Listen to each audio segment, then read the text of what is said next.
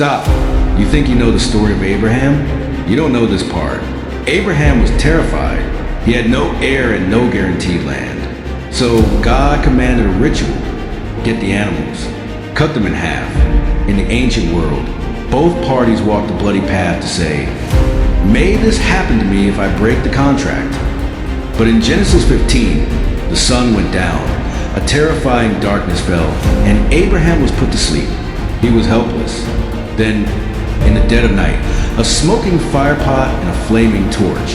The presence of God passed between pieces, alone. Why did God walk the bloody path by himself? That answer changes everything about your faith. Stay with us. Before the fire, there was faith. Abraham was full of doubt. He asked, Lord, what good is all this if I die childless? God didn't rebuke him. Instead, he told Abraham to look up at the stars and promised, so shall your offspring be. And here's a critical verse. The foundation of Christian faith. Abram believed the Lord, and he credited to him as righteousness. But even after this declaration of faith, Abraham needed assurance for the land promise. When he asked for a sign, God commanded the covenant ritual, the very one we just introduced. This wasn't just a sign. It was the most binding legal contract of that time. Abraham took the animals, cut them in half, and laid the pieces opposite each other, creating that bloody aisle. In the ancient Near East, the parties to the covenant were swearing a terrifying, self-inflicted curse. As Abraham waited, defending the offering from vultures, birds of prey, he was battling the threats facing promise. This represented the spiritual darkness and the threats facing the covenant itself.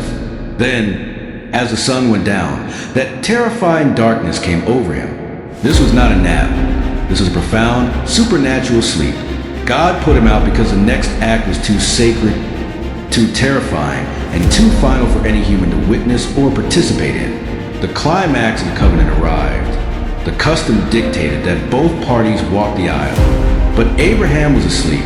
He was utterly passive. The human party was absent. Instead, the only two things that moved were the divine symbols, a smoking firepot and a flaming torch. The visible presence of God himself passed alone between the split pieces. This is the entire revolutionary point of Genesis 15. God swore the oath alone. He was essentially declaring, I and I alone am guaranteeing this promise. If this covenant is broken, I myself will take the penalty and the curse. This makes the promise to Abraham completely unconditional. It is based entirely on the faithfulness of God. The commitment God made that night was not based on Abraham's future performance. It was based entirely on God's perfect, unwavering character. He alone bore the risk. The eternal good news is that the ultimate fulfillment of that flaming torch is Jesus Christ.